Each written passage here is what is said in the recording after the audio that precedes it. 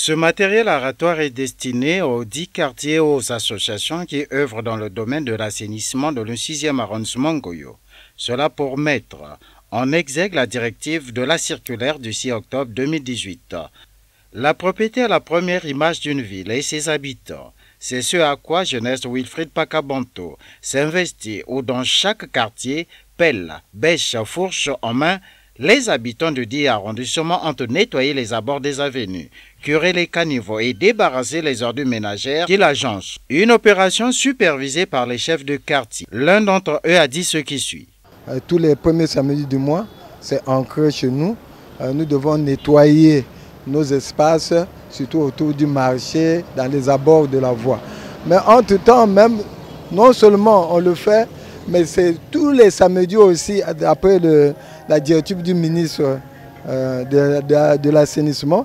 Nous, au niveau de Côte-Matev, nous assainissons, veut dire qu'on fait le désherbage tout le long de la route nationale numéro 4 aux abords pour libérer un peu la voie avec l'herbe qui bouche, disons, la circulation, tout ça, là, les trottoirs. Donc voilà pourquoi, pour nous, c'est une tâche qui nous est ancrée. Les difficultés rencontrées sur le terrain évoquées de la sorte. Par rapport au matériel que l'arrondissement possède, c'est insuffisant de pouvoir repartir cela dans les 10 quartiers.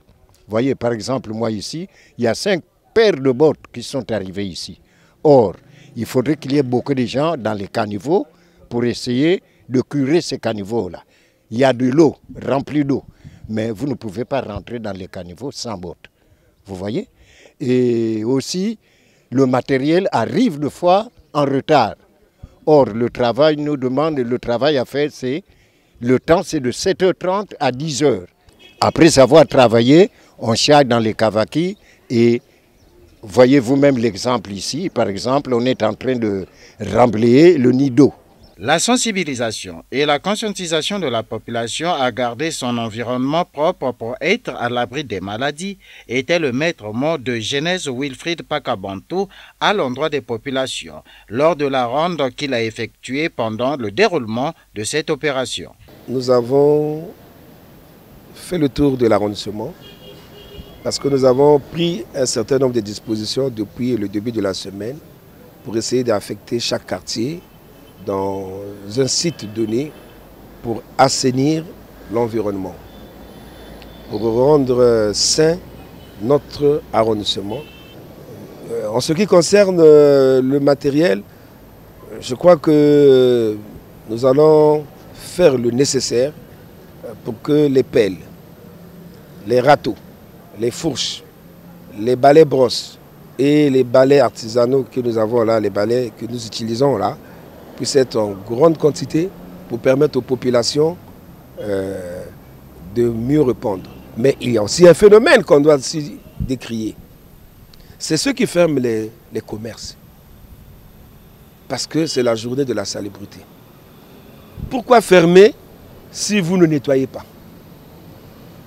Et là, si la sanction arrive, nous allons fermer définitivement. Ce qu'ils doivent faire, c'est de venir traiter le matin, nettoyer sur son périmètre d'action où arrivent ses clients ou sa clientèle.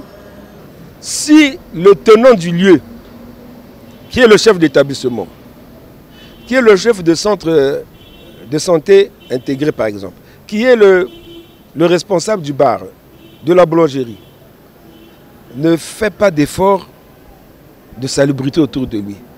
Mais c'est lui-même qui chasse ses clients.